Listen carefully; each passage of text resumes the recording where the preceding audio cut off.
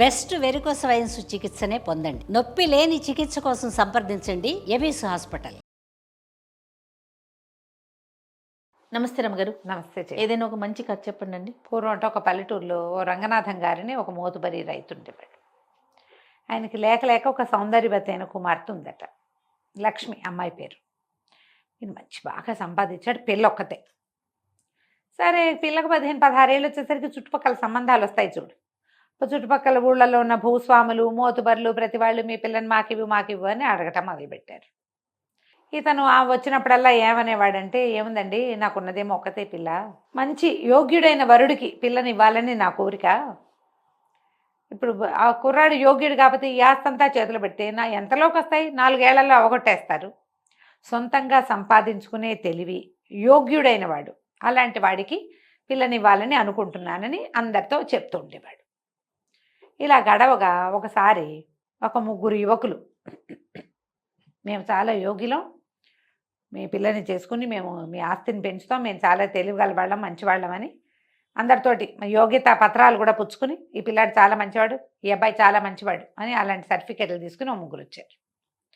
వస్తే సరే ఇతను 3 బాగున్నారు, 3 కాస్త చక్కటి వాళ్ళు, చూడడానికి బాగున్నారు, ఆస్తిపాస్తి ఉన్నవాళ్లే, మరి ఎంతో కొంత చదువు ఉంది, చుట్టాల పక్కాల్లో వాళ్ళ వివరాలన్నీ అందరూ సర్టిఫై చేశారు, వీళ్ళ అబ్బాయి మంచివాడు అని.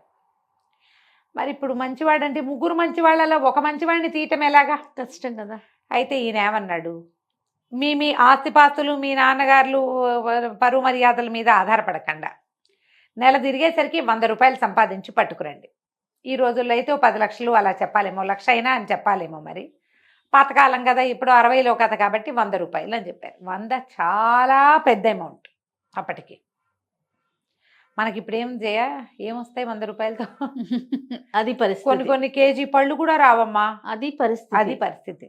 అది మన పరిస్థితి. అది 100 సులువు, చిన్న సంచిలో పెట్టే కూరలు మాత్రమే కొనగలుగుతున్నాం మనం. సరే చెప్పాడు. చెప్తే 3 అబ్బాయిలు బయలుదేరారు, తలా ఒకవైపుకి వెళ్ళారు. మొదటివాడు సారంగపాణి, ఆ అబ్బాయి పేరు. ఈ సారంగపాణి ఏం చేశాడు, వెళ్తున్నాడు ఒక ఊళ్ళల్లో నడిచి వెళ్తాడు, డబ్బు సంపాదించడం ఎలా అని ఆలోచిస్తుంటే అతనికి ఒక చెరువు గట్టు మీద పక్కన ఓ ఇంత కొయ్య బొమ్మ దొరికింది. ఊరికి కూర్చుంటే అక్కడ కనపడింది. ఏమిటా అని బొమ్మను తీసి చూశాడు. అదొక దేవతా విగ్రహం.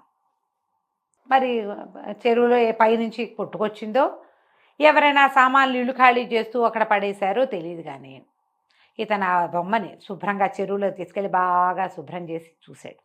కన్ను ముక్కు బాగుండి మరి అటు ఇటుగా కొంచెం నదీ దేవత విగ్రహాల్లాగా కనపడుతోంది.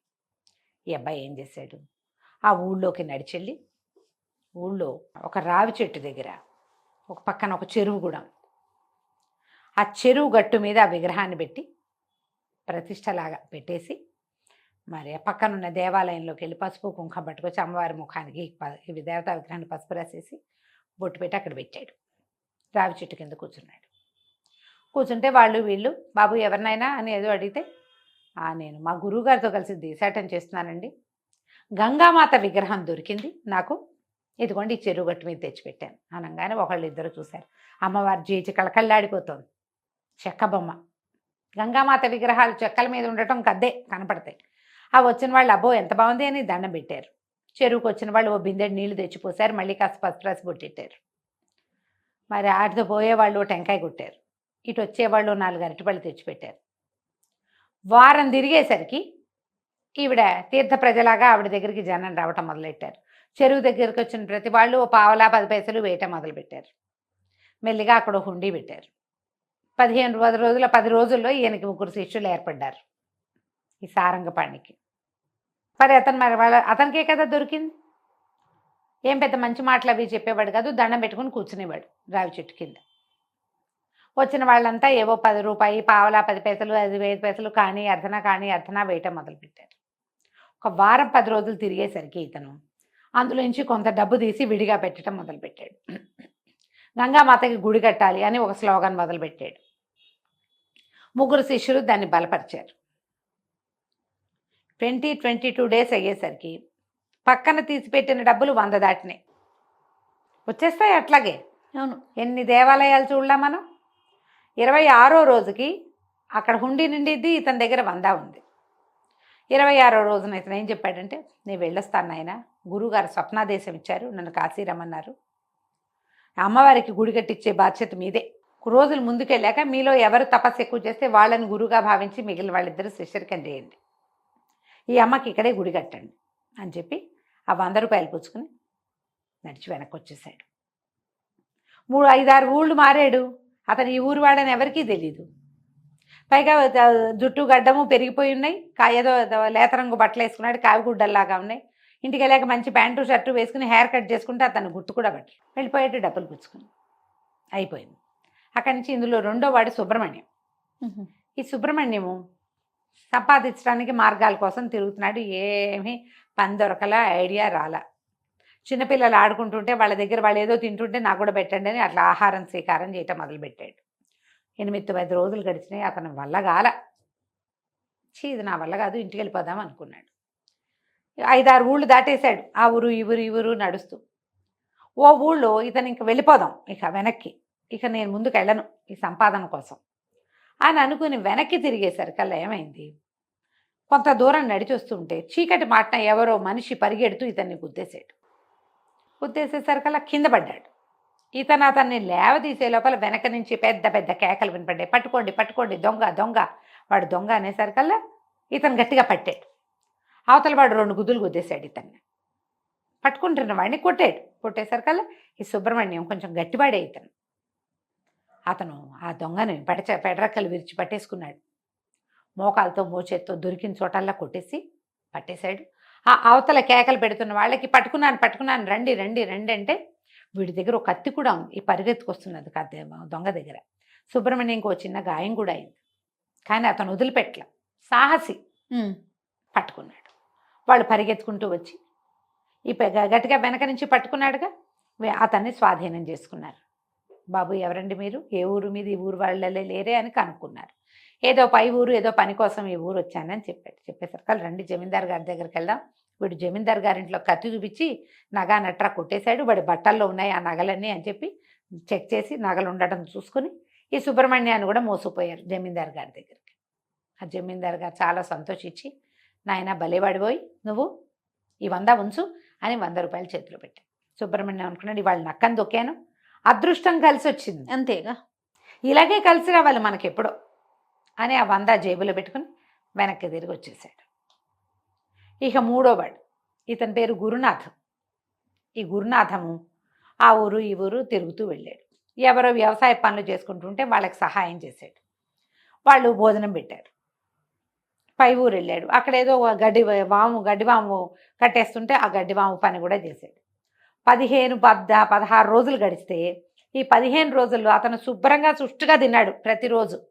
డబ్బులు 5-6 రూపాయలు కూడా అతని దగ్గర చేరల. తిండి గడుస్తోంది కానీ డబ్బులు రావటం. ఇవి ఎట్లా వస్తాయో అతనికి తెలియలే. 15 రోజులు అయిపోయింది.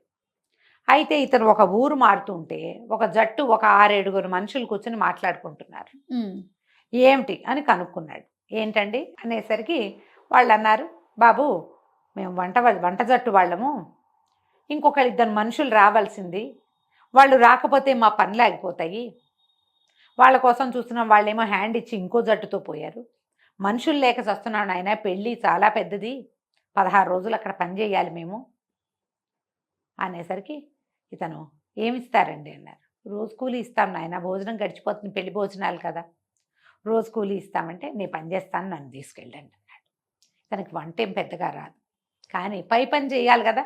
వంటశాలలో గుండిగలు దించటాలు, కూరలు కలపటాలు, కూరలు తరగటాలు, ఈ వస్తువు ఇక్కడి నుంచి అక్కడికి మోయటం, వడ్డనలు చేయాలా, పైన కర్ర పెత్తనం, వస్తువులకి కాపలా, ఇన్ని పనులు చేస్తే అవుతాయి. ఇతను వాళ్ళ దగ్గర అన్ని రకాల పనులు చేశాడు. ఆ కాలంలో చెరువు నుంచి నీళ్లు తెచ్చుకొని వంటకేసుకోవాలి, లేదా బావి నుంచి తోడాలి. బలశాలు అయితే కానీ ఆ పనులు కుదరవు. సుష్టుగా భోజనం చేయటం, శుభ్రంగా పని చేయటం, ఒళ్ళు దాచుకోకుండా పనిచేసి 100 రూపాయల పైన సంపాదించుకున్నాడు అతను. 16 రోజులు పెళ్ళి కదా, 16వ రోజుకి ఇతని నెల పూర్తయింది. వాళ్ళ దగ్గర 100 రూపాయల పైనే ముట్టినాయి అతనికి. పెళ్లి వాళ్ళు కూడా ఏదో బహుమానం చేశారు, 100కి పైనే వచ్చింది. ఆ డబ్బులు పుచ్చుకొని వెళ్ళాడు. సరే, 3 అబ్బాయిలు ఈ మోతుబరి గారింటికి చేరారు. చేరితే ఆయనకి ముగ్గురు 300 ఇచ్చారు. నాయన ఈ డబ్బులు మీరు ఎట్లా సంపాదించారో చెప్పండి. 3 కథలు విన్నాడు. నిజాయితీగా చెప్పాలిగా. 3 కథలు విన్నాడు ఆయన. విని నేను గురునాథానికి మా అమ్మాయిని ఇస్తాను నాయన అని చెప్పాడు. మొదటివాడు సారంగపాణి కపటి, మోసగాడు. అతను ప్రజల్ని మోసం చేసి డబ్బు సంపాదించే విధానం తెలుసు అతనికి. ఓ విగ్రహం పెట్టి ఏమీ లేనిది చెరువుగట్టున ఊరికే అనాథగా పడున్న ఒక చెక్కబొమ్మని జేజిం చేసి ఆ ఊరి ప్రజలందరినీ మోసం చేశాడు కదా. వాళ్ళ దైవం అనే ఎమోషన్ మీద ఆడుకున్నాడు.